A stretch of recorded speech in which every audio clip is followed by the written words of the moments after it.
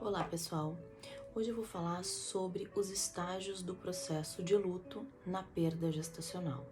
Vou usar como referência os estudos feitos pelos 5 estágios do processo de luto desenvolvidos pela psiquiatra suíço-americana Elizabeth Kubler. O primeiro estágio, a primeira fase, né, quando a gente tem uma perda gestacional, quando a mulher passa por essa etapa, é a negação.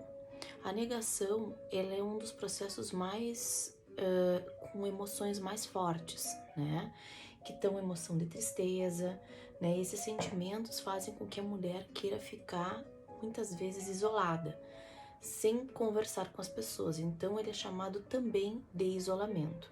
E que o mecanismo de defesa utilizado, o ego lança a mão desse mecanismo de defesa da negação para poder tentar suportar a dor psíquica que essa perda traz, né? Então é importante que a mulher vivencie, sim, essa dor, essa perda.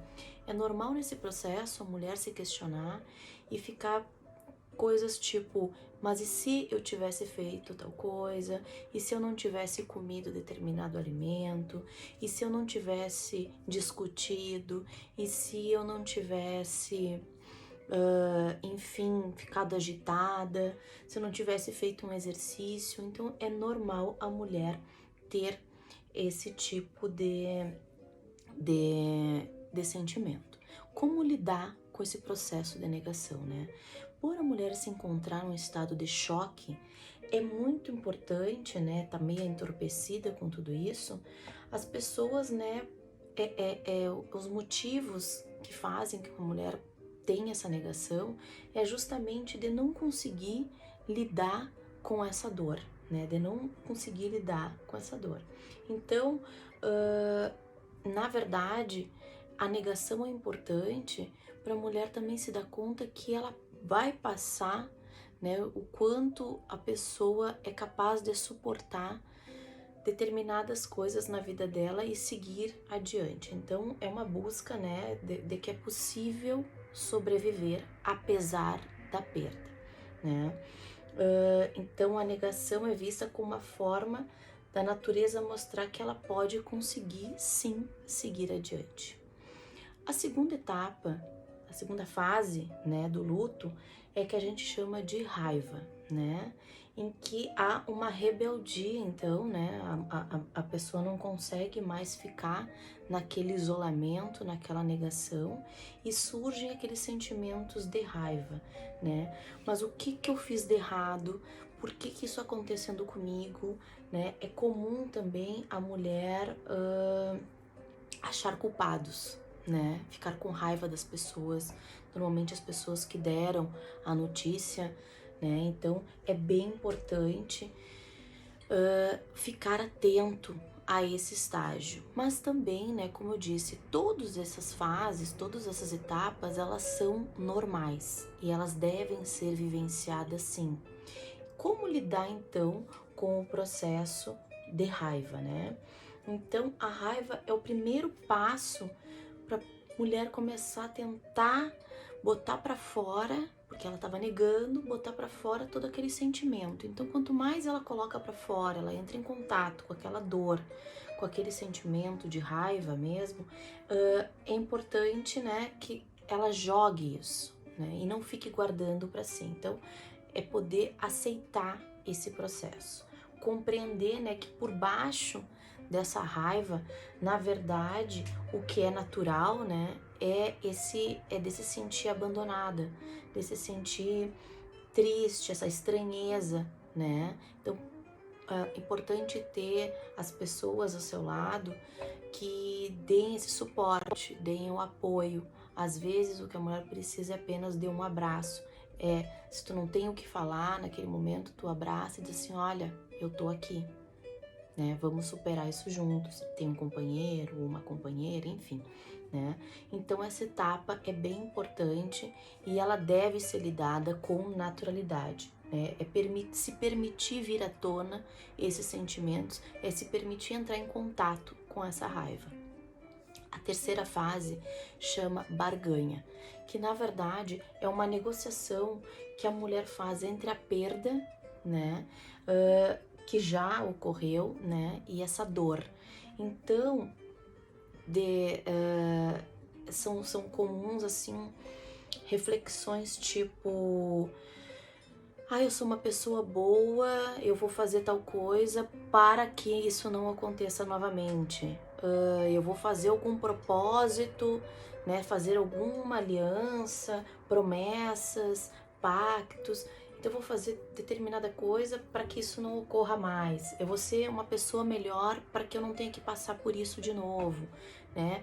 Então, a forma como lidar com esse processo de barganha é deixar também, né, sempre importante surgir, né, esses sentimentos, porque na verdade a barganha nada mais é do que tu entrar em contato com aquela culpa que a mulher acredita que ela tem, né, ou que alguém tem, que poderia ter feito algo diferente para superar aquilo, que aquilo não aconteceria, que aquela perda gestacional não ocorreria se caso ela ou alguém tivesse feito determinada coisa, né? Determinada atitude ou determinado comportamento. Então, isso é a forma de como lidar com a barganha, é realmente tentar ter esse entendimento e deixar e entrar em contato com esse sentimento novamente, né? É entender que agir assim é começar a se dar conta que se tu conseguir seguir agindo assim, tu vai seguir presa nesse passado e tu não vai conseguir ir adiante. A quarta fase chama depressão, né?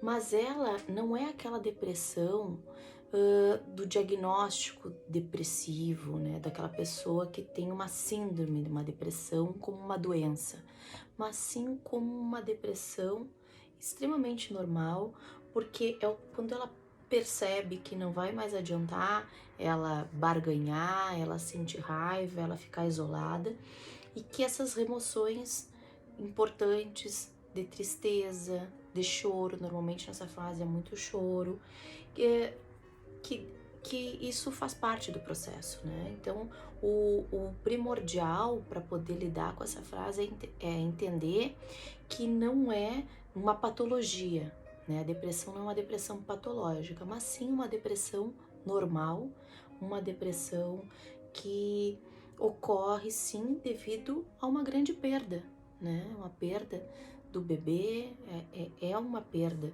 e muitas vezes tu poder nomear isso, poder falar sobre isso já alivia. Então, quando a mulher quiser conversar contigo sobre essa perda gestacional, não chega para ela e diz assim: isso vai passar, mas nem era ainda um bebê, era um embrião, era um feto, enfim, era sim o filho ou a filha, né? Se a pessoa já sabe o sexo da criança, era sim aquela frustração daquele filho que não veio, que morreu.